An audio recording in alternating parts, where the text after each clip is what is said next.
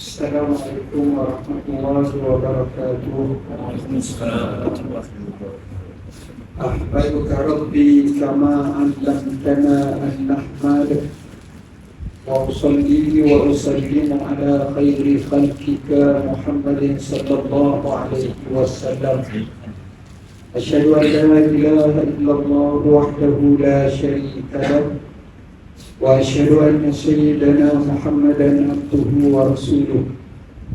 Allahumma salli wa sallim ala sayyidina Muhammad wa ala alihi wa sahbihi wa barik wa sallim amma ba'd. Yang dikasihi pengurusi majlis yang berbahagia, pengurusi Masjid An-Najihi, Barisan Ansar, jawatan kuasanya, Ashabul Fadilah, tutur imam, tutur guru, para alim ulama, orang besar kawasan ini, muslimin, muslimat, hadirin, hadirat, dan anak-anak yang dirahmati Allah sekalian. Utamanya kita rambahkan sedikit syukur kepada Allah atas kurniaan nikmat yang besar. Dan kata cerdik pandai, dua nikmat kamu tidak akan rasa nikmatnya kecuali selepas hilang daripada nikmat tersebut. Nikmat yang pertama, nikmat kesihatan. Masa sihat kita tak kisah, tapi bila kita sakit barulah kita tahu nilai sihat. Nikmat yang kedua, nikmat aman. Kita tak tahu kelebihan aman itu melainkan apabila kita berada di kancah peperangan. Maka kita akan kata, alangkah hebatnya, indahnya keamanan. Inilah dua nikmat yang kita peroleh. Negara kita aman, negara kita dalam keadaan tenang. Sebenarnya ini merupakan nikmat. Tuan-tuan, 3 tahun dulu, kalau tuan-tuan masih ingat bagaimana suasana orang-orang Ukraine, nampak wajahnya ceria, hasil mahsulnya banyak, ekspornya banyak, dan antara negara yang kaya dengan bahan galian dan biji yang mengekspor banyak di dunia, termasuk Malaysia ini. Tapi apabila berlakunya peperangan, kita tengok mereka menjadikan tempat-tempat tersebut sebagai padan jarak, padan tertutup. Bom tak sekira lah, menjadi pelarian tak sekira lah. Ekonomi sudah tentu hancur. Nilai kerugian Tuhan saja yang tahu. Dia bukan kata 4,000 ringgit, 5,000 ringgit, mau-mau mungkin 1 trilion atau lebih. Jadi tuan-tuan, syukur di atas apa yang kita dikurniakan Allah ini. Tajuk yang diangkat perbincangan pada malam ini adalah satu tajuk yang bagi saya adalah besar. Tetapi itulah hakikat kita sebagai khalifah Allah di muka bumi. Inni janibun fil ardi khalifah. Sesungguhnya aku jadikan atas muka bumi ini sebagai khalifah. Siapa? Manusia. Bila manusia sebagai khalifah Allah di muka bumi, maka di sinilah perlu kita faham apa makna khalifah. Khalifah di sini dengan makna sebagaimana kata Al-Imam Al-Mawardi, iqamatuddin wa siyasatud dunya bih, menegakkan agama dan bersiasat dengannya. Apa makna khalifah? Mematuhi segala titah perintah Allah sebagai wakil Allah di muka bumi, melaksanakan apa yang Allah perintah, meninggalkan apa yang Allah larang. Inilah makna khalifah. Kenapa Allah putuskan dan wujudkan kita, yakni manusia? Berdasarkan dapatan jawapan yang kita tengok daripada Al-Quranul Karim dan hadis Nabi Sallam, kita mendapati ada sekurang-kurangnya 3 jawapan pertama. Jawapan yang pertama, sebagai khalifah Allah di muka bumi, bahkan kita beritahu semua hayawan apa dunia ini, manusia yang perintah. Kedua, Allah Subhanahu Wa Taala jadikan kita untuk menggalas satu tanggungjawab amanah. Inna aradna al-amanata 'ala as-samawati wal ardi wal jibal fa'abayna an yahmilnaha wa ashfaqna minha wa hamalaha al-insan innahu kana zaluman jahula. Sesungguhnya kami bentangkan amanah kepada langit, bumi, gunung, ganan, bukit, hutan, tapi mereka mohon enggan, mereka tak mampu. Sedangkan disanggupi oleh manusia digalasnya. Sesungguhnya sifat manusia ini amat zalim dan jahil. Kerana beratnya amanah ini, tapi itulah kehidupan manusia. Yang ketiga, kenapa Allah wujudkan kita di muka bumi ini? Untuk kita mengabdikan diri kepada Allah. Wa ma khalaqtul jinna wal insa illa liya'budun. Dan tidak kami, aku yakni Allah, ciptakan jin dan manusia kecuali untuk mengabdikan kepada Allah, kepada aku yakni Allah. Jadi ini tiga asas utama. Maka untuk perjalanan sebagai khalifah, sebagai menunaikan amanah, sebagai beribadah, maka Allah suruhkan kepada kita dengan suruhan utama. Pertama, Allah utuskan Rasul-Rasul untuk mengajar kepada kita yang tulu alaihim ayatina wa yuzakkihim wa yu'allimuhumul kitab. Untuk Nabi baca ayat-ayat Allah kepada kita, untuk mengajar kepada kita semua, dan mengajar kitab dan juga hikmah, dan untuk mensucikan kita. Tengok hak mana okey, hak mana KO, hak mana boleh, hak mana tak boleh, hak mana akhlak yang mungkar, hak mana akhlak yang mulia. Itu diperintah, ditunjukkan kepada kita melalui Rasul, termasuklah Rasulullah SAW.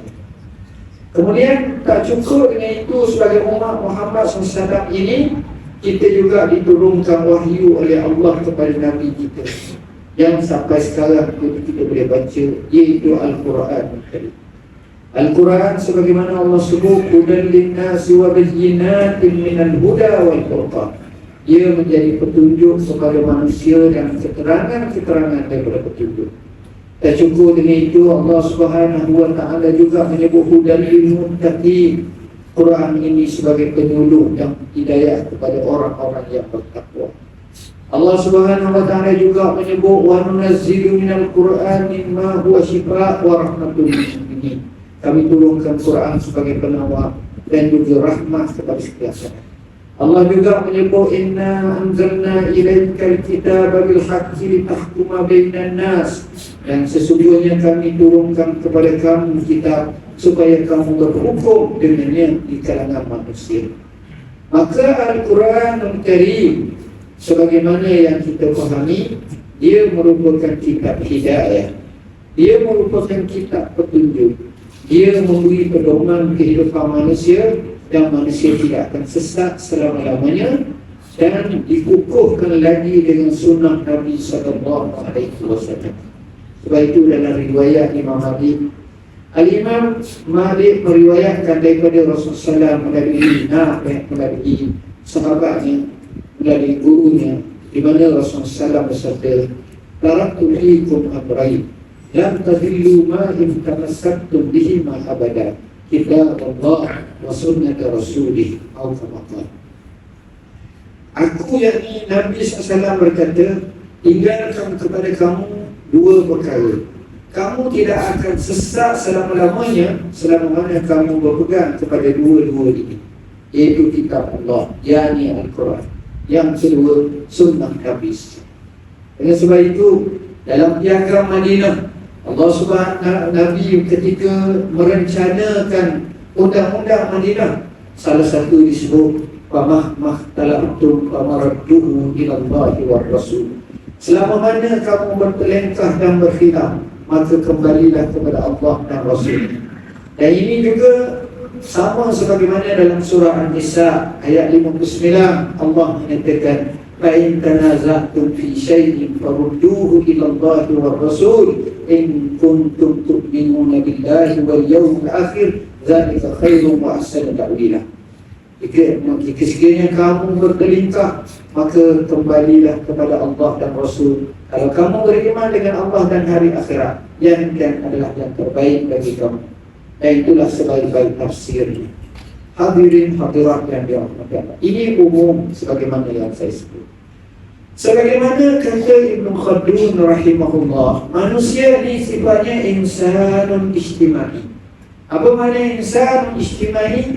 Manusia ni sifatnya dia tak hidup seorang. Kalau dia hidup seorang boleh, tapi janji nanti. Kadang-kadang kalau kita tengok orang bencana barat, ada kisah saya pernah tengok ni dalam TV, atau Astro apa, ada orang tu dia duduk dalam gua seorang. So jauh kan gua, nak sampai gua tu dengan air pula dalam gua tu seorang. Ada orang tu pula duduk dalam hutan seorang. Yang di kampung itu seorang-seorang dalam hutan. Orang macam ni sebenarnya dia mesti ada masalah. Masalah bagaimana dia tidak boleh lagi nak berinteraksi dengan manusia. Kita nak perempuan tak pada lelaki yang dipanggil sebagai perkahwinan. Kerana daripada itu membiak zuriat manusia yang membina keluarga. Daripada situ membina kaum kerabat, membina kejiranan, membina masyarakat, membina negeri, negara, dan membina ummah. Dan ini sifat yang berlaku sejak daripada dulu lagi. Jadi manusia ini insan ijtimai. Manusia ini adalah sifatnya dia kena bersosial. Dia tak boleh. Kalau kita baca dalam sejarah kehidupan manusia, penjara yang paling mereka takut namanya penjara infirad. Penjara duduk seorang-seorang. Dia tak boleh. Dia kena bercakap, kena lawan. Itulah sifat manusia. Jadi tuan-tuan, bila manusia seperti macam ini, untuk hidup dalam keadaan aman damai, dia kena latih kedua. Kalau 3 orang pun Nabi suruh latih kedua. Iza kuntum salasa fa'amiru. Kalau kamu 3, maka latihlah kedua dekat kamu. Kita nak musafir jauh-jauh, kita akan kata awak kedua hari ini, orang ni kedua. Sebab Nabi SAW nak suruh adanya kepimpinan. Maka daripada sinilah A-nya pemimpin dan A-nya yang dipimpin. Maka kedua-duanya mempunyai tanggungjawab. Asasnya bagi kepada yang kena pimpin 2 perkara utama. Alal mar'is sam'i wa ta'ah. Kata Nabi SAW, di atas setiap orang itu yang kena pimpin 2 perkara, dengar dan ta'ah. Malam yusma' bimaksud, selama mana dia tidak diperintahkan perkara maksiat. Faiza umira bi maksiatin fala ta'at. Bila dia diperintahkan buat maksiat, itu tak taat.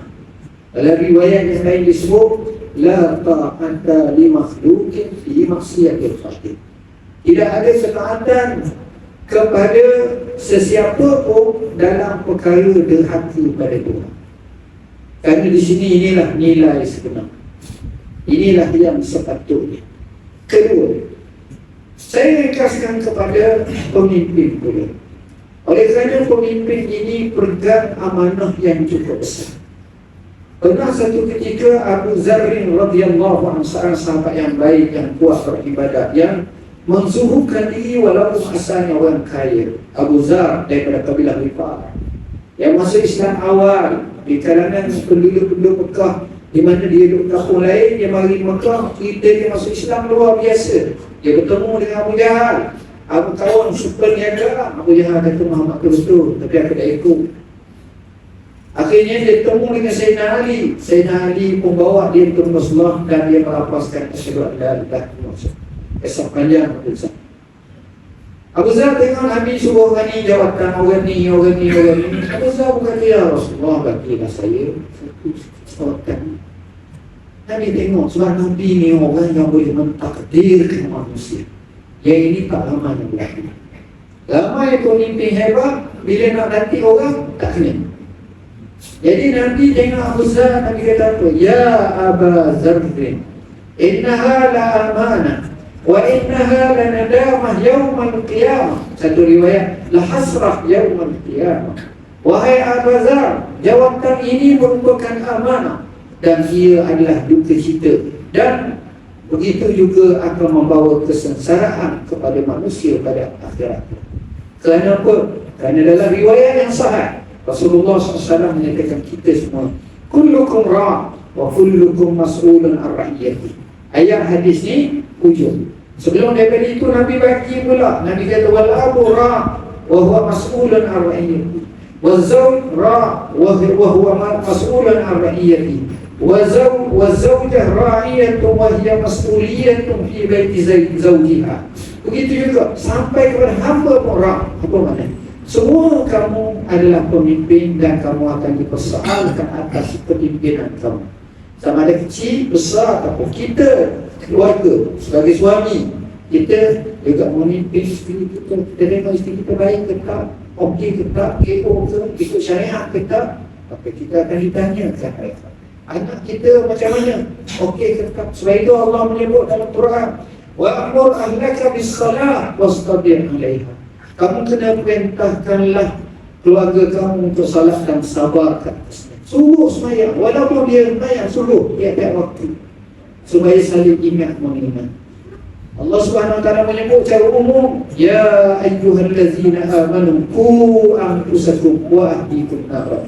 Hai orang-orang yang beriman, pelihara diri kamu daripada api neraka dan juga keluarga kamu. Bukan kamu saja, keluarga kamu. Jadi semuanya ada kepimpinan. Semuanya ada. Kita jangan ingat kita tuli jari kepada orang besar pemimpin. Betul, dia pemimpin, tapi kita juga pemimpin. Saya Ustaz, Alhamdulillah sekarang ni saya seorang-seorang je.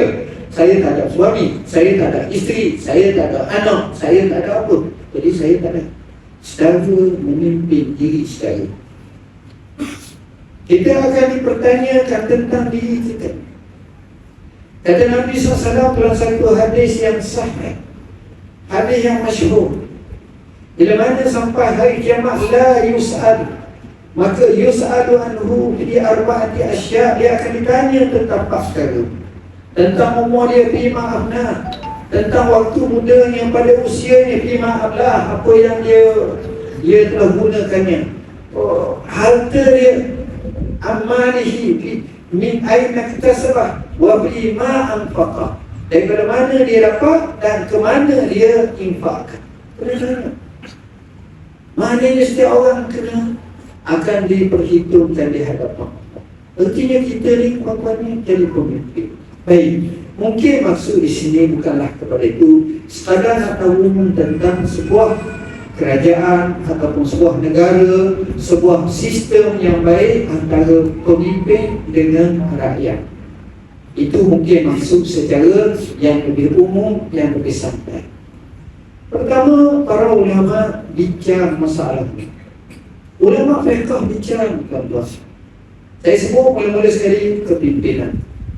Dia ada dua beza yang kita kena beza betul-betul antara pemimpin dengan kepimpinan. Ramai kita dapati pemimpin yang baik, tapi tak semesti kepimpinannya kepimpinan yang baik. Ada orang pemimpin terbaik, Masya Allah, baik. Dia orang senyum, apa khabar dia, apa khabar cik, terima sihat, apa khabar, kadang-kadang temu kedai, jamu sikit, belanja makan kedai kopi sekali-sekali, air teh, perkena roti canai ataupun asam dah sekali-sekali. Contohnya, itu pemimpin yang baik. Tapi dalam pelaksanaan kepimpinan, kewajipan yang ada, ini kepimpinan yang lain. Di sinilah Rasulullah SAW tunjukkan ini. Qiyadah yang hebat. Apa makna qiyadah? Kepimpinan yang hebat. Dibahaskan oleh ulama. Yang pertama sekali, orang macam ni kita tengok dia membina jati diri dan akhlak yang tak boleh dipertikaikan. Dia cuba seupaya mungkin. Kalau Nabi suruh orang sembahyang, Nabi sembahyang dulu. Allah Subhanahu Wa Taala sebut dua ayat. Lima taquluna ma la taf'alun. Kenapa kamu kata apa yang kamu tak buat? Allah Subhanahu Wa Taala menyebut, atamuruna an-nasa bil birri wa tansawna anfusakum wa antum tatluna al-kitaba afala ta'qilun. Apakah kamu perintah manusia suruh buat baik, kamu lupa diri pada kamu, sedangkan kamu baca kitab? Kamu orang kata apa? Ni Allah Subhanahu. Ujang-ujang menyebut la tanha an khuluqin wa ta'ya mislahu arun alaika idza fa'alta azimu. Kenapa? Kenapa? Jangan kamu melarang orang sedangkan kamu buat. Maka aib yang besar bagi kamu kalau kamu buat aib yang besar bagi kamu. Ini nak menggambarkan bahawa kepimpinan itu dia telah melalui satu proses yang luar biasa. Akhlaknya baik. Sebab itu Nabi orang tak fikir. Siapa nak fikir? Siapa yang memfikirkan Nabi? Dia yang salah, bukan Nabi yang salah. Bukan tak ada kalau jenis-jenis pelik-pelik seorang dua tu. Tapi kita tak kira. Tapi makna yang umum itu satu perkara. Artinya mana-mana yang menjadi pemimpin, awalannya dia mesti mengakhlakkan diri dia dengan akhlak yang mumpuni. Orang sebut kepimpinan melalui teladan. Kami boleh kisahkan sampai kami masalah untuk cerita macam mana sirah Rasulullah SAW. Ini satu. Kedua, pemimpin yang baik ataupun pemimpin yang berjaya, kepimpinan yang berjaya ni tuan-tuan, dia mempunyai niat yang ikhlas. Dia mempunyai niat untuk ummah. Dia mempunyai niat untuk agama dia. Dia membangun dan dia mengislahkan. Sebab itu Nabi beri penekanan yang keras. Nabi kata, ma min ra'in yastar'i ra'iyata wa huwa ghashin 'alayhi qad harramahu Allahu nar qad harrama 'alayhi al-jannah qad harrama 'alayhi al-jannah atau kama mana-mana wali, ma min wali, mana-mana wali Islam yang pemimpin yang dia memimpin rakyatnya, dia ada niat untuk memimpin, maka ketika itu Allah haramkan dia daripada syurga. Sebab itu saya kata nombor dua, kena tutup. Satu hari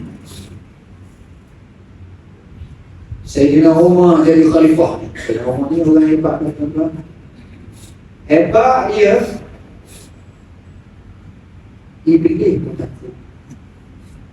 Kita Iblis member tunggu. Nabi sebut dalam hadis sahih riwayat Bukhari, tidak Sayyidina Umar berjalan satu jalan, Iblis ataupun syaitan tengok spin tu air. Kita tak bagi dia dalam hati. Kemudian tu macam mana saya rasa kali mari sini kampung ni baik habis tu wali semua. Sayyidina Umar ni tuan-tuan, banyak kisah dia. Saya banyak karang dalam buku siasat dan sebagainya, boleh rojak dalam Maktabah Al-Bakri. Memang luar biasa Sayyidina Umar. Hebat dia. Dia pentas selama 10 tahun. Bermula tahun 13 Hijrah, berakhir 23 Hijrah. Dia mati dibunuh oleh Abu Lu'lu'ah Al-Majusi. Kisah kematian dia saya sebut dalam jawapan kami panjang lebar, menarik kisah dia. Tapi saya tak nak cerita apa, nak cerita sikit. Sedang Sayyidina Umar begitu hebat dan sejarahnya cukup hebat, datang seorang sahabat yang mungkin kita tak pernah Sa'id. Dia tengok Sayyidina Umar, dia kata, ya Umar, ya Amirul Mu'minin, ittaqillah. Allah, tuan-tuan, sejahat-jahat manusia dikata orang ittaqillah, kemudian orang kata dia ittaqillah dan berat. Kita kalau orang semua pada kita ittaqillah, astagfirullah, astagfirullah, kita akan takut berat. Sebab kerana kalimah ittaqillah ni kalimah Allah. Allah sebut, ya ayyuhallazina amanu taqullaha haqqa tuqatih wa la tamutunna illa wa antum muslimun. Tiba-tiba seorang sahabat ni boleh kata saya rasa makan cekok. Faham mana makan cekok? Mana anggur-anggur boleh repuh dah. Sayyidina Umar sahabat, dia sahabat. Dan dia menggambar pada benar sini. Kata silah nama dia Sa'id ibn Amr. Ini boleh rujuk dalam kitab Suwarun min Hayatis Sahabah oleh Syekh Abdul Rahman Rafat Bashar. Cukup menarik kisah. Saya kisah. Bila dia kata begitu, Sayyidina Umar interview Sayyidina Maria. Tunduk Allah. Sayyidina Umar ni dia pelik tuan-tuan.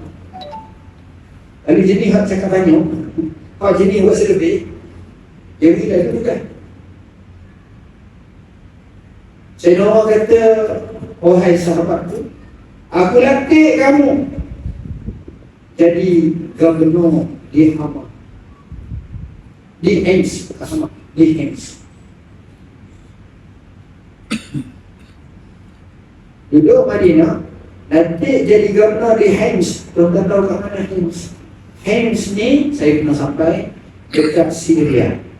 Dalam perjalanan kita naik kereta api ke, biasa naik bas lah. Naik bas nak pergi ke Halab, Aleppo. Kita akan lalu ke Hama, ke Hims, baru sampai Halab. Halab ni barat daripada Melaka sampai ke atas.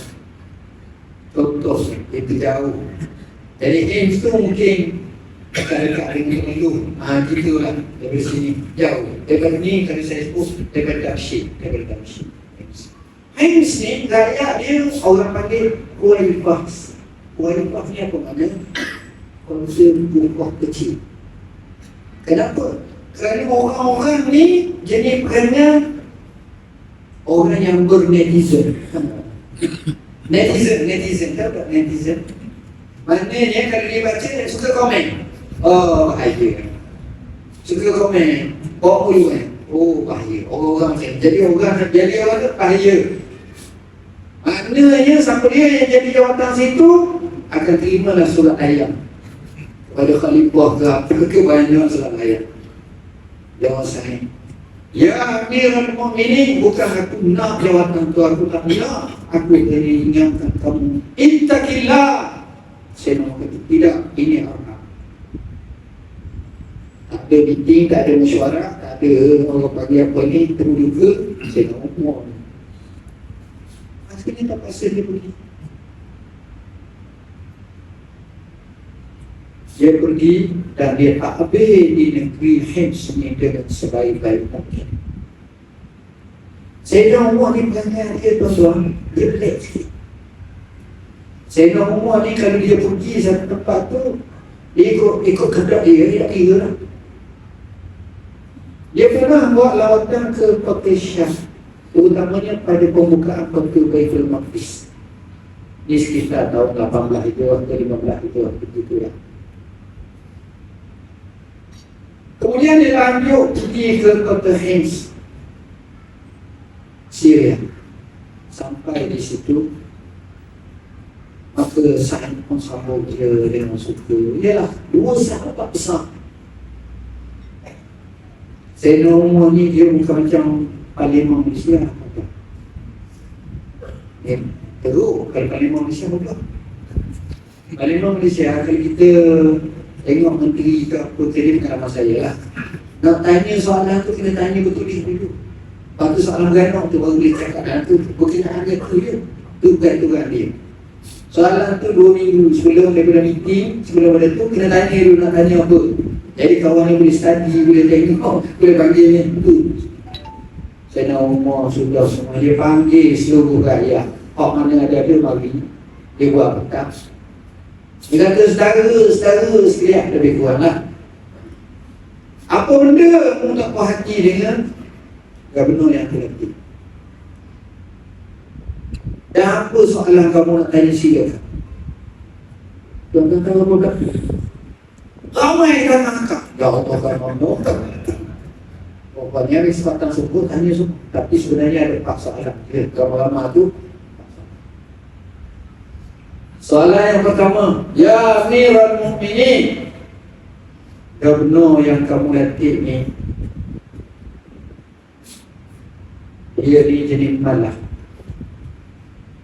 masuk kerja lewat semua. Atau orang kalau buka lapang kaki tu dia pukul 11, pukul 12 baru keluar.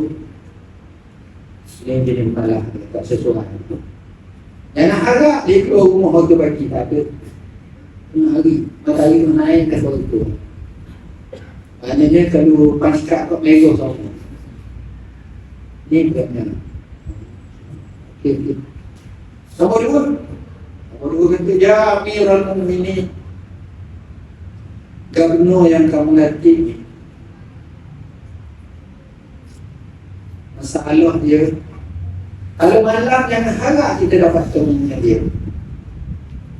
Tutup rumah kunci itu sungguh orangnya. Ini perannya. Kita lewat, malam tak dia. Perannya. Nombor tiga, ya Amirul Mukminin, kalau kami jemput dia majlis kenduri, dara, kahwin, walimah, yang harap masa dia datang. Datang rumah itu. Nombor empat, ya Amirul Mukminin, gubernur yang kamu latih ini, minta maaf lah. Sehingga kamu disalah latih orang. Selalu sawah. Dia namanya sawah kesang. Ubah. Tubuh baru bangun pulau. Kerak kali dalam masjid, apa mau tubuh? Kesang. Yang benda ni. Yang kesang rumah ni susah. Saya nak ngomong dengar. Lagi tak ada dah, tak ada. Tak empat kali. Saya nak ngomong kepada sahabat dia saya. Wahai sahabat, tapi saya nak ngomong ni Allah jadi dia. Sangkaan dia tak pernah salah. Kami buat dengan kitab Firasah. Sayyidina Umar ni kata Abdullah bin Umar anak dia, apa-apa Sayyidina Umar kata ahsibuhu, aku sangka mesti itu. Kita sangka selalu sombong. Ini sebut paling firasah dia tajam. Nabi sebut taku firasatul mu'min fa innahu yanzuru bi nurika. Takutlah firasah orang yang beriman kerana dia tengok dengan cahaya Allah. Saya nak jawab. Dia kata, ya Amirul Mukminin, saya nak pilih, saya tak nak jawab.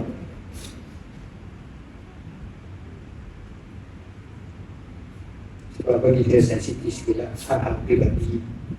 Dia tak silap, tak mahu lah kita orang. Dan baru kau tahu semua benda dia. Itu dalam privacy untuk aku. Tak mahu kita orangnya. Saya nak kata, walau macam mana pun ini arahanku, sila jawab. Akhirnya dia menjawab. Dia kata lebih kurang, ada pun aku keluar lewat setiap hari. Ada dua usia Facebook. Pertama kerana isteri aku sakit.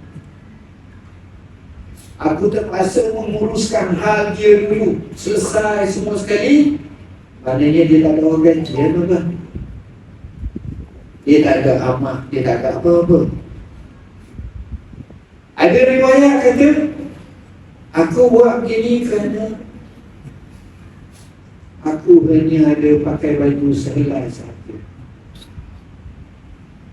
Jadi setiap pagi aku sudah sembahyang tu, aku basuh baju aku. Aku jemur dan aku tunggu sampai kering. Bila kering, baru aku bakar balik. Kita berapa bulan buat dia. Siapa dia hanya baju dia rolah je. Saya nak bagi sepuluh lagi. Cuba tengok dalam almari. Bukan rolah, dua almari pun lagi. Sungguh terkejut semua. Allah, ini orang yang kata kepada Sayyidina Umar, ittaqillah. Tengok sama ni. Sayyidina Umar kata, soalan kedua, kenapa kamu malam kamu tak keluar? Sebab Sayyidina Umar terkenal malam pun keluar bincang orang. Dia kata, ya Amirul Mukminin, cukup siang hari untuk rakyat, malam adalah privasi aku dengan Tuhan. Dia bukan duduk rumah tengah estro, tak ada. Kan yang diri.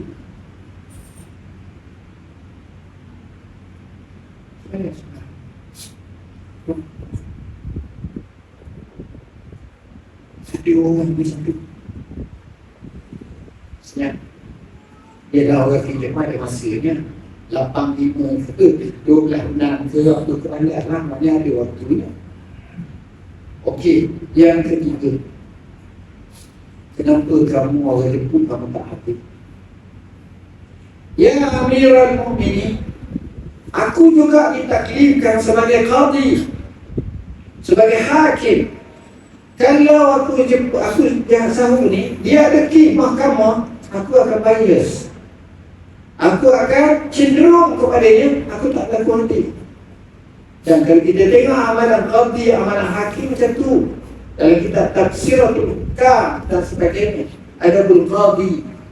Dia ada karakter. Sekarang itu juga. Last soalan itu. Soalannya, kenapa kamu main sawang baru tadi? Dua majlis faham ke? Dia macam besar. Dia pun sedih. Dia kata kadang-kadang aku teringat masa aku di Mekah. Masa di Mekah ada seorang sahabat nama dia Zaid di Sinnah ataupun Khabib, itulah nama dia. Orang ni sahabat Nabi. Sahabat Nabi ni dia kena tangkap oleh penduduk Quraisy Mekah. Bila dia kena tangkap, akhirnya dia dihukum untuk dibunuh di khalayak ramai. Sebelum dia dibunuh, dia tanya kepada dia, kamu nak tak? Kalau Muhammad duduk tempat kamu, kamu boleh balik pergi ke rumah kamu dengan anak isteri kamu. Orang ni jawab, sahabat yang beriman ni jawab, Allah, kalau sekiranya satu duri yang masuk atas kaki Nabi, duri semalu, bukan mati lah, cocok sikit di atas kaki Nabi, kulit Nabi sikit je, aku reda nyawa aku digalang-gantikan. Sebab itu Abu Sufyan kata, wallahi ma ra'aitu ahadan yuhibbu ahadan kahubbi ashabi Muhammadan. Aku tak tengok seorang tu kasih kepada seseorang lebih daripada sahabat-sahabat Nabi kasih kepada Muhammad sallallahu alaihi wasallam. Akhirnya yang aku tak fahamnya, dia dihukum. Cara hukumnya pelik. Dikerak sekatan-sekatan. Darah bersembur. Dan mulutnya sentiasa zikrullah dan doa. Akhirnya ditarik tidak, kerak tidak. Aku tengok tu, aku rasa berdosa. Kenapa aku tak ditolong, aku tak dibantu orang seperti ini. Sebab itu bila aku tengok ngerinya peristiwa itu dan aku ingat, aku pingsan. Duduk sebenarnya. Akhirnya penduduk Hims boleh berdiri. Selepas beberapa tahun, penduduk Hims ni hantar barang zakat kepada Madinah. Bila hantar barang zakat dan ditunjuk orang yang akan diberi zakat, orang yang disuap. Sayyidina Umar ambil senarai kecil. Dalam senaraian tu ada gubernur berhak terima zakat. Sayyidina Umar kata, ni siapa? Ni gubernur. Gubernur mana? Gubernur kami lah. Dah tidak. Kenapa kamu masukkan nama dia? Dia kata, wallahi dia lah yang paling baki di kalangan kami. Sehingga dalam negeri zaman Sayyidina Umar ni, semua orang baik-baik lagi. Satu peperangan besar berlaku. Banyak peperangan besar, tapi salah satunya peperangan Qadisiyah. Dalam peperangan Qadisiyah cukup hebat, tentera Islam menang dengan hebat. Peperangan tu antara tentera Islam lawan tentera Parsi. Oh, dahsyat. Kemudian pembukaan demi pembukaan, masa itulah Rostom itu panglima kerajaan, panglima tentera Parsi yang paling hebat, juga dibunuh oleh orang Islam. Hebat. Peperangan tu mencatatkan sebagai Sayyidina Umar ke sana. Sayyidina Umar sebenarnya masa perang tu nak pergi turun, nak pergi perang. Lalu mereka kata, ya Amirul Mukminin, jangan. Kenapa? Kalau kamu kalah nanti kita semua pakai kalah. Jadi kita wakilkan seorang lain. Dia kata, siapa yang layak ganti aku? Lalu mereka kata, kami tahu singa yang menyembunyikan kukunya. Ada orang dia hebat tapi dia tak tunjuk. Siapakah singa yang menyembunyikan kukunya? Itulah Sa'd ibn Abi Waqqas. Sa'd ni ada hubungan dengan Nabi.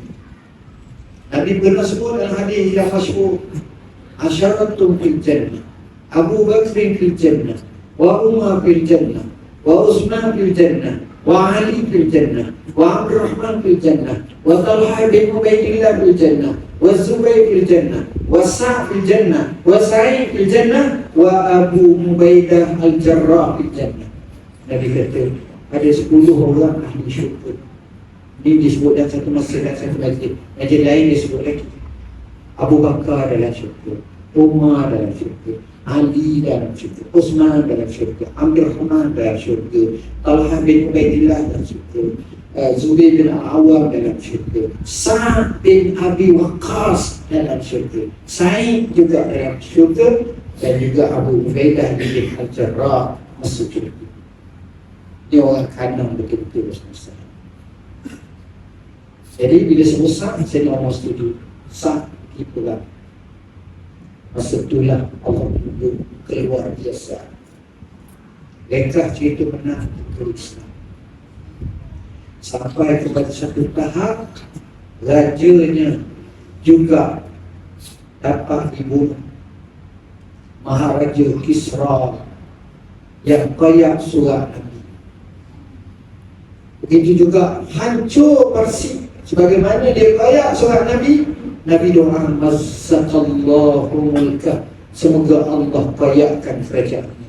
Hancur lembu Parsi, tak punya orang langsung bersetuju. Jadi harta rampasan perang banyak, dibawa dengan beberapa kereta-kereta kuda macam-macam, bawa daripada Parsi, bawa ke kota Madinah. Sampai ke Madinah diserahkan dia punya risik ataupun jumlah barangan tersebut. Kalung ada berapa, rantai ada berapa, cincin ada berapa, gelang ada berapa, hak ada mata ada berapa, hak ni ada berapa, semua sekali kira. Yang begitu banyak tu bila kena audit semua sekali, wallahi walaupun sepuntas atau sebentuk cincin belah rentang pun tak hilang. No, masa tu tak ada security force.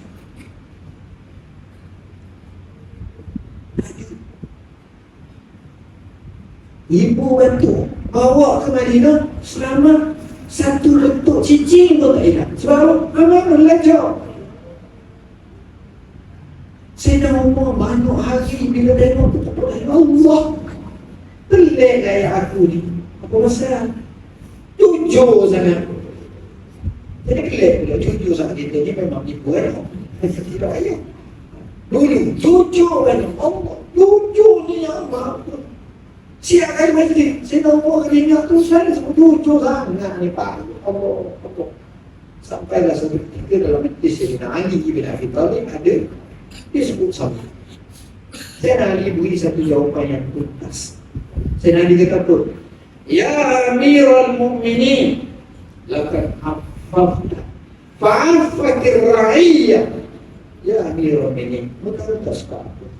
Kerana kamu orang yang bermaruah, berintegriti, maka rakyat kamu semua juga jadi pelanggan macam ni. Karena suara dia dimiliki manusia di atas agama pemimpin-pemimpin mereka. Tengok, ni zaman kehebatan Islam. Ni raya tuan-tuan. Sayyidina Umar pernah tes raya dia. Dia pergi ke ladang bukit. Dia tengok ada penggembala kambing, orang muda. Sayyidina Umar tanya, ni kambing apa? Kambing tuan saya. Lawa siapa? Saya hamba dia. Jualkan aku seekor. Orang tu tak pernah Sayyidina Umar sebab dia tak pakai alat sana dengan apa-apa. Dia baju pula biasa je. Jual itu seekor kan. Dia kata tak boleh, tu bukan hak saya. Ni hak tuan saya. Jual lah kata kepada tuanmu. Dia faham serigala. Orang muda ni marah. Orang muda ni kata, dia tak kenal saya nama, saya baik tau. Kalau tuan aku tak tahu pun, Allah tahu. Betul saya nak tunggu sampai dah tuan kata. Saya nak kata, aku nak beli budak ni. Bukan nak beli kambing, dia budak. Jadi budak, aku merdekakan kamu kerana kamu takutkan Allah. Saat ada keluar nipu, orang tak tahu, tapi Allah tahu. Cerita yang sama Sayyidina Umar, dia tak takut dengan rakyat. Dia duduk cari malam. Tengok ada seorang ibu dengan anak yang masyhur kita cerita. Mak ni cakap dengan anak dia, nak susu banyak tak kita penuh hari ni? Dah banyak mak. Gini ya, capai dia banyak. Amirul Mukminin tak tahu. Sayyidina Umar di sebelah kemah tu.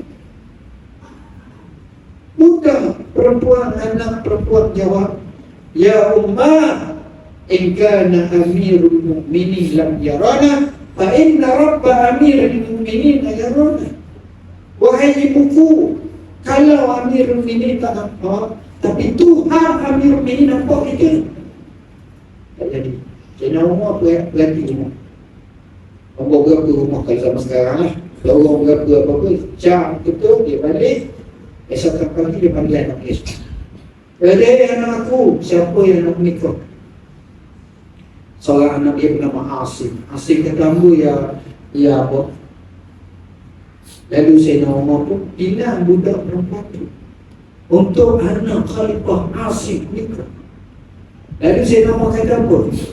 Semoga akan keluar daripada zuriyahnya seorang farisun Yaqudul Arab wal Ajam yang akan memerintahkan menguasai orang Arab dan orang bukan Arab. Maka anak perempuan yang itu yang nikah dengan Asim ni akhirnya beranak. Beranak pula, beranak perempuan. Dapat anak perempuan dia. Anak perempuan ini telah dibina oleh Abdul Aziz bin Marwan. Abdul Aziz bin Marwan ni adik kepada Abdul Malik bin Marwan. Abdul Malik bin Marwan ni adalah khalifah, salah seorang khalifah Umayyah berpusat di Damsyik. Jadi dia latih adik dia Abdul Aziz bin Marwan jadi gubernur di Mesir. Abdul Aziz bin Marwan ni dinikah dengan cucu Sayyidina. Bila nak nikah ni dia telah sedia barang yang tak ada syubhah, baik semua. Hak halal segala betul. Dia kata apa, kerana aku nak nasab yang baik ni, aku tak nak syubhah. Dapat tak baik nikah. Bila nikah tu dia dapat anak. Anak tu diberi nama Umar. Itulah yang dipanggil Umar ibn Abdul Aziz. Umar bin Abdul Aziz lahir tahun 60 Hijrah dan meninggal dunia tahun 101 Hijrah. Dan Umar bin Abdul Aziz dilantik menjadi khalifah atas nasihat seorang yang terkenal, yang termasuk dalam 7 ahli fiqh yang terkemuka di kota Madinah. Ahli fiqh ni lebih ahli daripada imam-imam yang 4. Imam-imam mazhab Syafi'i, Hanafi, Maliki, Abang dia lebih dulu. Sebagai itu guru pada Imam Malik ni, orang hebat ni senaraian antara tabi'in ataupun tabi'in. Salah seorang yang bernama Raja ibn Haywah. Bila tengok Hisham bin Abdul Malik yang sakit, yang uzur hati ni, dia kata lantiklah ibu kamu Abdullah Umar bin Abdul. Dia maju Allah kan ulama ini lantik Umar bin Abdul. Dan Umar bin Abdul Aziz kita tahu 2 tahun saja pemerintahannya adalah pemerintahan yang paling unggul. Ini kita kisahkan. Kenapa? Kerana rakyat masa itu takut pada Allah. Yang ini yang kita nak baik. Kalau tempat kita ni semua takut pada Allah. Tak semua pada Allah di masjid, semayang, ibadah, semua. Tuan-tuan, hidup kita ni tak lama dah. Saya bagi tahu ni, insya-Allah tuan-tuan akan hidup bagi tahu. Jangan berulang sekali, tak ada. Barukan contoh lah. Tak akan cukup, lama ada yang mati. Betul tak? Kerana kehidupan silap-silap bukan tuan-tuan mati, saya mati dulu. Sebab mati dia tak kira umur. Kata Imam Syafi'i, kam min sakimin hasyahinan min al-dahr. Wa kam min sahihin mata duna illatik. Wa kam min fatta asbaha dhahika. Wa kam nusijat akbanuhu wa huwa la yadri. Berapa ramai orang sakit tak mati-mati. Pun dah sakit 15 tahun dah tak mati. Berapa ramai orang sihat tiba-tiba mati tanpa disedar penyakit. Berapa ramai orang muda, anak muda sekarang ketawa berdekah-dekah ketika itu kain kapannya dijahit, naik motor langgar aksiden mati. Ada seorang pakar anak pada saya yang laki ini belajar di UC, dapat PhD baru bulan 10 hari ni, baru pagi ada 9 minggu tu pagi semalam kena bom di Israel, mati sekeluarga.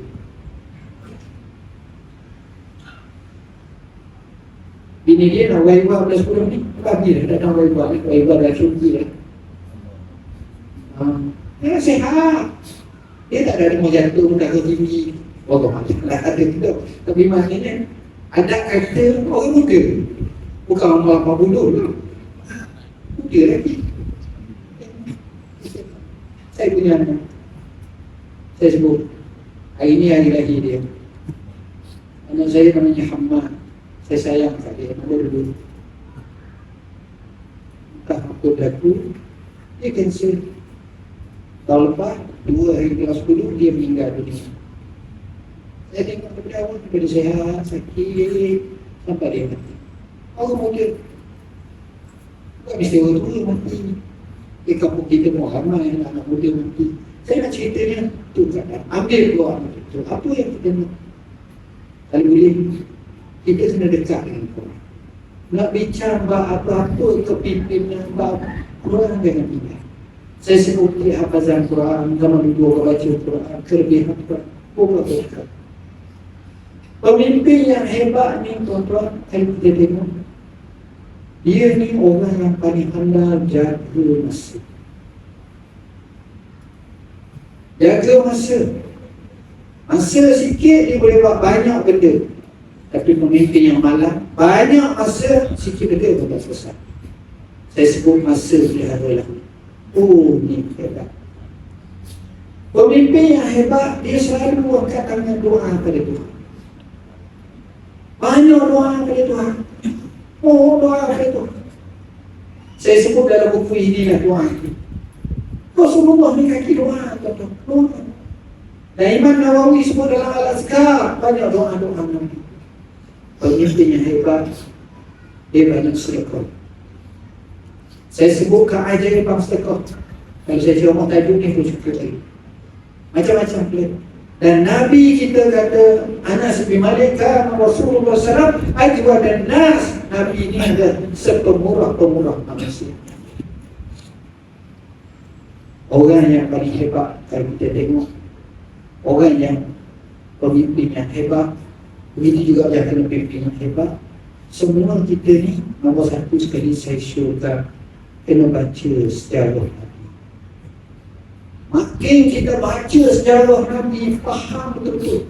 Tuan-tuan boleh tengok dalam YouTube kami syaratkan satu buku garis masa hayat Rasulullah. Buku ni buku yang bagi saya paling lengkap. Apa makna garis masa? Kita letak garis masa. Apa peristiwa berlaku? Di bawah ni penerangan, tepi ni peta. Jadi 3 tahap kita tahu. Dan kalau orang tanya tentang Nabi, daripada dia lahir sampai dia mati, berapa umur dia? Wafat umur dia 63 tahun 4 hari.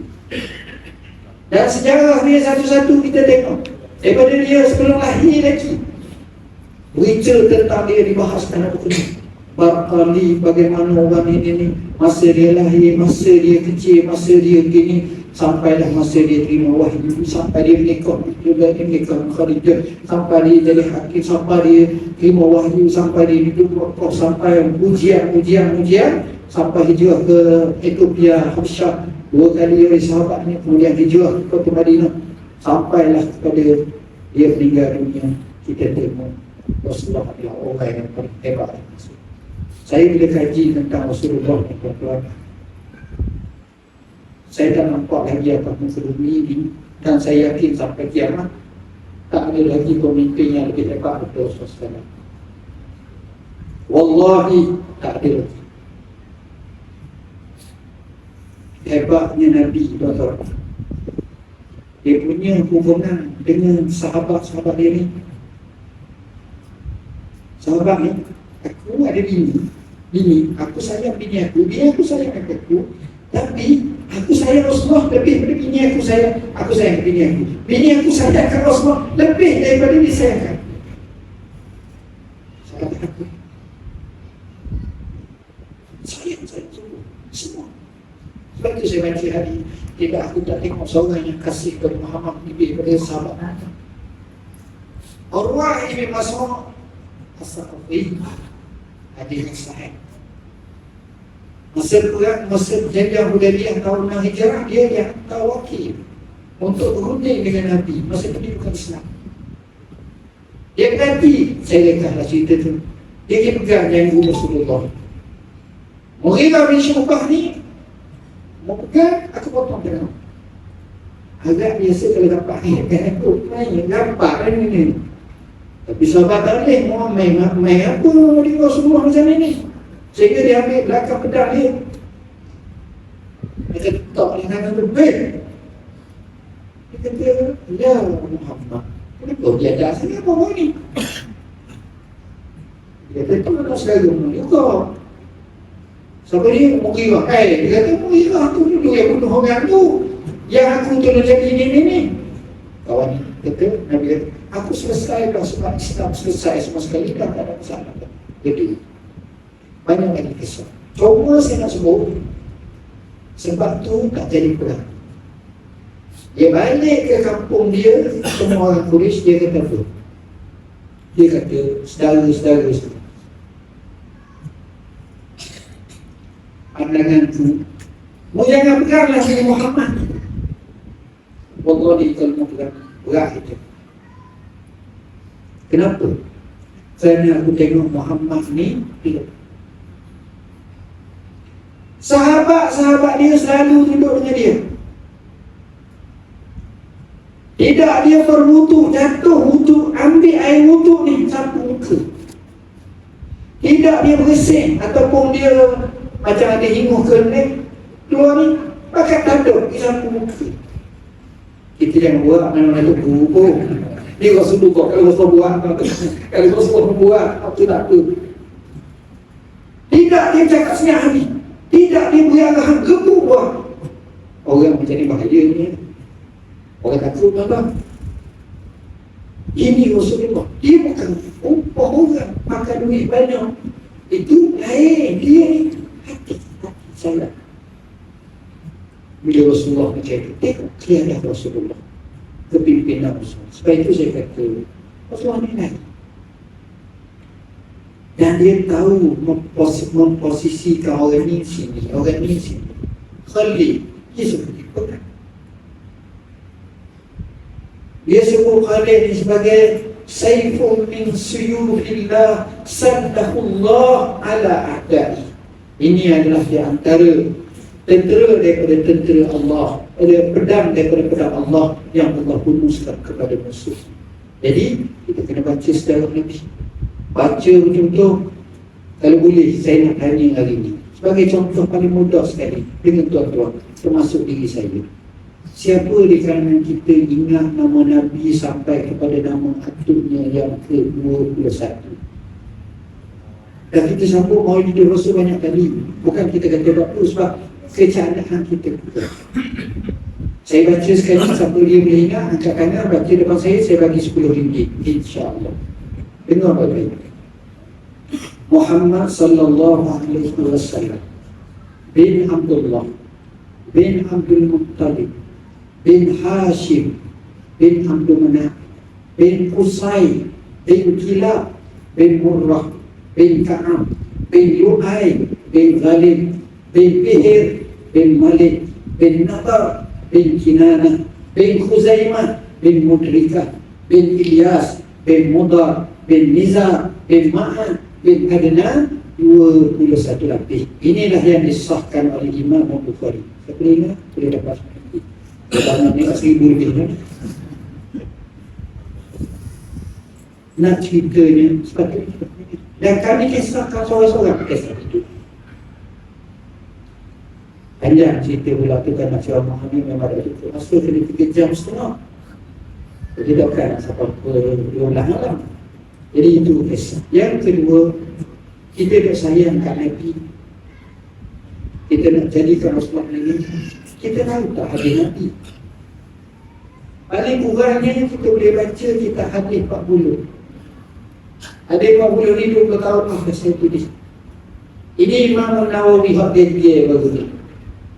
Hadis 8 kata Umar Su'ad Muqatilan, saya syarah sampai kat 20 hilang muka surat. Imam Nawawi karang kita ada 40, tapi kalau tengok dia ada 50, supaya Imam Nawawi karang 42 hadis, ditambah hari Ibn Rajab Hanbali 8 hadis jadi 50. Hadis ni sepatutnya kena ada setiap orang. Baca depan anak bini kita, InsyaAllah sanggup beramal dengan 50 hadis ni. Ataupun kita kata hadis 40, saya rasa hidup kita okey. Baik, Tok Wali lah dia ajar kita satu. Jadi itu saja yang dapat saya sampaikan. Mungkin kalau ada 1-2 soalan, bolehlah tanya. Ada soalan pun?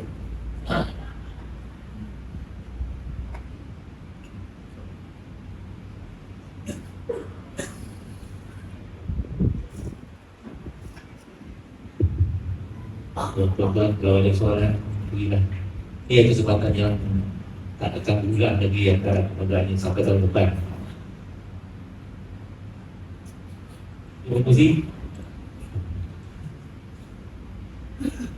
Bismillahirrahmanirrahim. Assalamualaikum warahmatullahi wabarakatuh. Yang berbahagia Al-Fadil Datuk Seri Dr. Zul, saya setuju sangat bila Dr. sebut untuk menjadi pemimpin, yang pertama kita kena betulkan niat kita bulat dan semata-mata kerana Allah. Namun sebagai manusia biasa,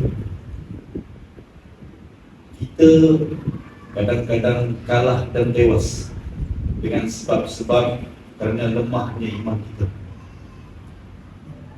Melalui pembacaan saya hari ini, ramainya remaja lelaki yang meningkat usia dan berumah tangga tidak mempunyai jati diri Islam yang sebenar, hingga mengakibatkan keruntuhan rumah tangga, tidak melaksanakan tanggungjawab bukan sahaja sebagai lelaki tetapi sebagai suami dan sebagai bapa kepada anak-anak. Isu ini saya perolehi daripada pengalaman saya sebagai guru di sekolah. Bapa lari, ibu dah meninggal dunia, dan dia berulang setiap hari ke sekolah saya. Kebetulan dulu dia tinggal berdekatan dan berhampiran dengan sekolah. Tapi setahun dua ini dia terpaksa berulang daripada Belimbing Dalam Durian Tunggal, dan harga untuk satu Grab sekali untuk datang ke sekolah RM15 setiap kali, setiap hari. Dan dia sebut dia akan habiskan juga tingkatan 5-nya di sekolah saya. Isu yang lain pula pun sama, lebih hampir dengan sekolah. Bapa lagi, emak entah ke mana, abang-abang sediakan rumah, tetapi abang-abang jarang balik. Makan dan minum pandai-pandailah murid perempuan ini. Jadi isunya ialah, saya seorang lelaki, sahabat-sahabat juga lelaki, ada yang menjadi bapa. Kalau kita ada anak perempuan, kita bimbang anak kita akan berjodoh dengan lelaki yang seumpama.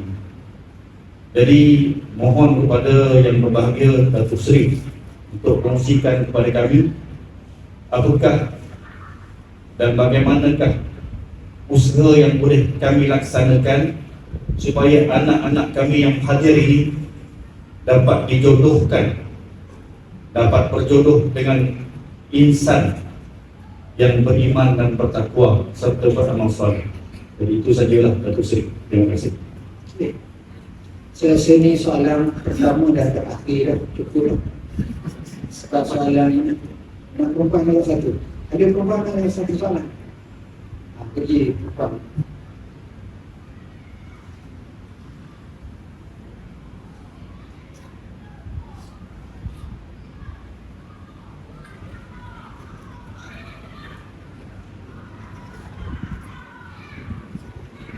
Ada Datuk. Okey. Dia pengurusi soal tu, dia selesai habis dah lah. Kembali kepada jawapan yang dinyatakan tadi. Apa yang disatakan itu sejuzuk daripada kehidupan kita di akhir zaman. Antara perkara yang kita dengar, saya ingat kalau orang umur 50 tahun kata, dia sebuah kampung dia duduk, nak dengar dalam kampung tu cerah 10 orang bayar, seorang pun bayar. Adalah sekali-sekali sekitar tahun 70-an kita dengar. Dia kata macam mana? Tak cerah. Tapi zaman sekarang ni kerana kedap-kedap agama, kerana masalah kehidupan, maka berlaku perceraian. Dan ini sebenarnya angka yang amat membimbangkan. Kami buat banyak kajian. Kalau boleh baca dalam Maktabah Al-Bakri, jawapan kami sudah menghampiri 3,500 soalan. Setiap hari kami jawab 25 soalan. Panjang, tadi termasuk semalam jadi kecoh lumba marathon tu. Itu kalau orang baca tu tahulah masuk Sakopo, masuk ni. Kita jawab soalan, termasuk dalam masalah rumah tangga. Rumah tangga itu penting. Saya pergi ke banyak negara tentang dia, termasuk di Azhar, termasuk di Mesir. Baik. Saya pilih kita bincang tajuk keamanan, kita bincang tajuk ekstrim, kita bincang tajuk wasatiyah, kesederhanaan. Dalam resolusi biasanya akan masuk masalah penjagaan rumah tangga, tanggungjawab suami, tanggungjawab ini nak hamil. Kenapa? Kerana krisis ni banyak, lebih zaman sekarang. Saya buat satu dapatan kajian 2 tahun lepas, di mana antara 2 tahun sahaja perceraian berlaku lebih daripada 75,000 pasangan. Maknanya 75,000 artinya 150,000. Dan lelaki perempuan cerai dari pihak seorang ni, tidak nikah pun cerai siapa? Mestilah kena ada pasangan. Tengok itu yang berdaftar, dan angka itu membimbangkan dari semasa ke semasa. Kenapa? Kadang-kadang kita tengok bila lelaki comel, bini comel, handsome. Kadang-kadang puak-puak tu kerja dalam kerjaan pangkat apa tinggi, 48, ada yang 84 grade. Okay. Nak cerita ni hebat belaka. Tapi kenapa ini berlaku? Maka faktor-faktor kita kata. Nombor satu, agama tu lemah. Allah bila sebut bab cerai ini, sedang bincang kenapa beratnya cerai ini. Dia ada surah, nama surah Talaq. Tapi walaupun dalam surah Talaq tu tak banyak, dalam surah Baqarah lagi banyak cerita. Tapi nikah walaupun disuruh, tak ada surah nikah. Nak ceritanya, beri pentingnya isu ni. Allah bincang masalah ayat cerai. Tiba-tiba dicelah-celah ayat cerai, Allah masuk ayat hafizu ala salawat was salatil wusta wa qumu lillahi qanitin. Peliharalah solat-solat dan solat pertengahan, dan kamu bangkitlah, jadilah orang yang ibadat kepada Allah dengan penuh ketaatan. Lepas tu bincang balik ayat cerai. Para ulama kata jumlah seperti ini dipanggil jumlah muhtaritah, jumlah mendatang. Apa kaitan suruh jaga semayang, lepas belum tu cerai, lepas tu cerai? Kaji para ulama beri satu rumusan penawar yang paling penting untuk ikatan kekeluargaan kekal. Suami isteri jaga semayang. Suami isteri jaga semayang, termasuk semayang berjemaah, termasuk semayang malam, insya-Allah tak cerai. Jarang kita dengar makda semayang malam. Dari tak pagi esoknya makda masak nasi lemak, makda makan, kemudian makda pakai baju Melayu, makda pakai baju kurung, pergi mahkamah syariah. Kenapa nak cerai? Tak jadi macam tu, tuan-tuan. Maknanya semayang penting. Ini sebab. Kedua, saya tak nak cerita, saya panjang. Masalah tanggungjawab. Tanggungjawab ni, orang jadi laki, orang jadi suami, orang jadi ayah, orang jadi ibu, orang jadi isteri, tanggungjawab. Hak, tanggungjawab. Kami sekarang berkenaan dengan satu buku tajuk Rukun Hayat, Rukun Kehidupan. Kami cerita pengalaman macam-macam yang berlaku, dan ada di kalangannya kami tengok depan mata. Depan mata. Saya tuan dulu, dia cikgu sama juga. Hampir seminggu sekali atau 2 minggu sekali saya panjat bangunan di Kuala Lumpur pergi Serah Bantuan. Masa itulah saya tengok apa yang cikgu kata itu memang baik. Ada yang suami dadah, sudah berjaya. Ada yang suami kena bantuan akhir, nak ukur kantor. Saya tengok isteri dia masa saya masuk penjara. Sebab kita dakwah sampai sana. Luar ada apa sepuluh. Ada yang saya naik tu, naik pula penting, ni tiga. Dapur tak ada. Dapur luar. Dapur luar. Ni kata dia sewa bilik, di situlah tempat tukar pakaian, di situlah tempat tengok TV, di situlah tempat tidur, di situlah tidur. Tu lagi tak ada. Saya tengok sedih, tuan-tuan. Beri bantuan. Masa itu ialah kita diamanahkan. Jadi mudahlah lagi sekarang memang tak ada apa. Saya boleh makan yang sadar, suka nak kau. Sekarang tak apa dah. Pengalaman tu mendewasakan saya. Saya datang, saya duduk jadi mufti wilayah. Sampai sekarang saya ingat. Biasanya, Alhamdulillah, masa tu orang datang ke jabat mufti ni tuan-tuan macam pakai ayat. Mari, semua ada masalah. Jadi saya ni lebih tua daripada orang. Mikir masalah orang. Saya dulu darah dia. Sejak jadi mufti darah kiri. Cerita dulu, sebut. Masa zaman sekarang nak cerita ni, apa nak fikir, dah kita berjawab sama soalan yang begini. Tuan-tuan berkait mufti wilayah dulu lah, sekarang saya tinggal lah. Oh, jadi orang itu, satu hari itu, ada seorang perempuan itu, orang perempuan. Masa itu kita masih kalau kerja lagi hidup di wilayah di Bangun Jauh itu. Saya punya apa ni, isteri saya perempuan, isteri jaga saya ni, saya dekat rumah, pecek apa tu, baik tu boleh. Dia kata tu ada orang. Okay. Siapa giliran tu orang sekitar apa kita Nabi hidup saya. Dia nak buka mulut ni, saya punya sekretari mari tu nak akad air sebab kita wajibkan kalau orang mari akad air teh. Mana pun air teh lah. Atau sekretari saya kata letih air teh banyak sangat. Rumah dia pun dah orang 80 kawan. Saya kata apa kita selesaikan, kita panggil ramai lagi setengah lain pakai batu buat air teh. Orang buat air teh. Ada gerakan kucai teh. Supaya dia senang. Bila masuk saya di sini, lihat ni, akhirnya saya ngehiri. Dia kata, saya nanti kenapa tu? Saya gini, satu batu.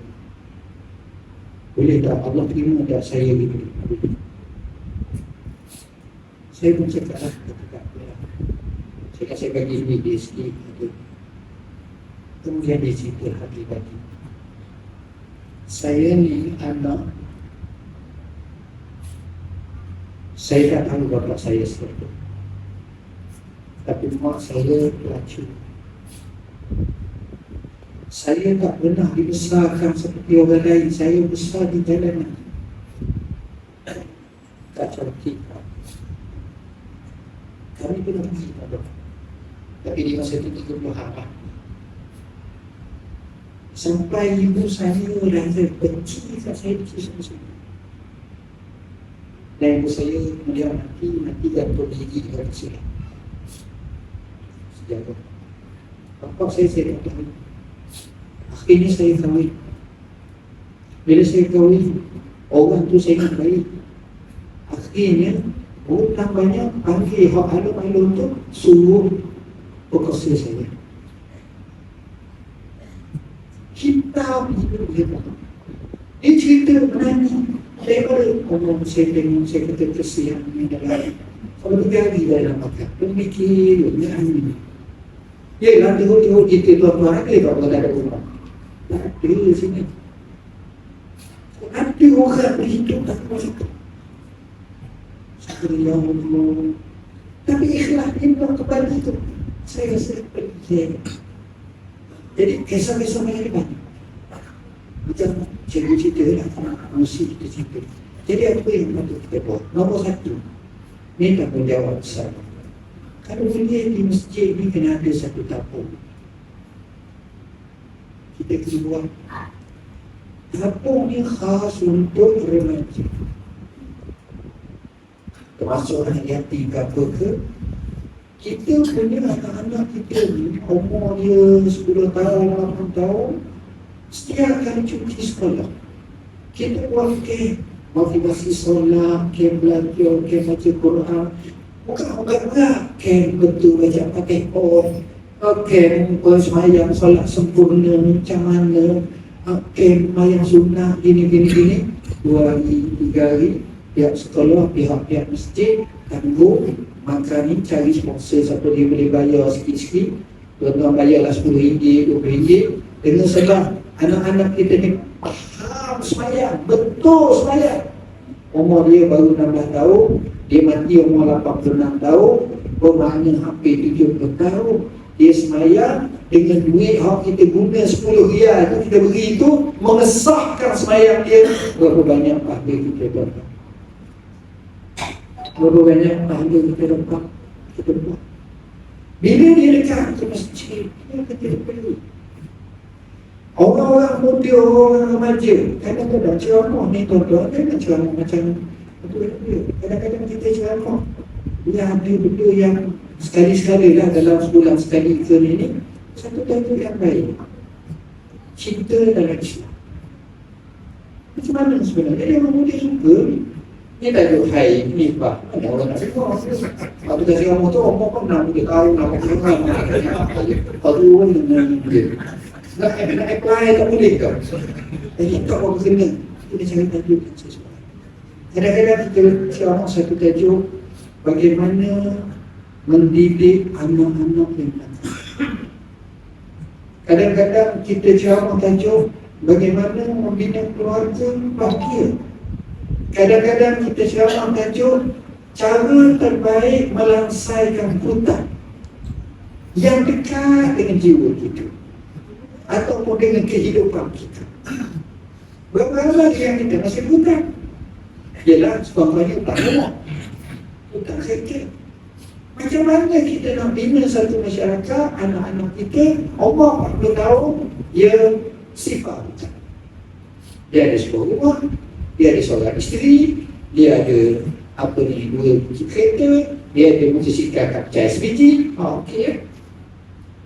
Dia boleh pergi masjid, tengok dia. Tapi ada orang tu siapa hutang, siapa orang 60, 65, tak lepas lagi. Gini, lebih hutang. Tak tahu kan, hidup macam tu.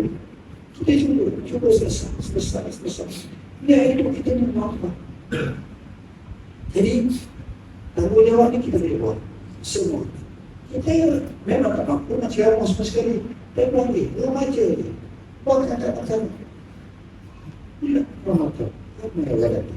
Apa kata budak-budak atau anak-anak macam kita ceramah sini, anak-anak di situ pasang satu skrin cerita Nabi Adam.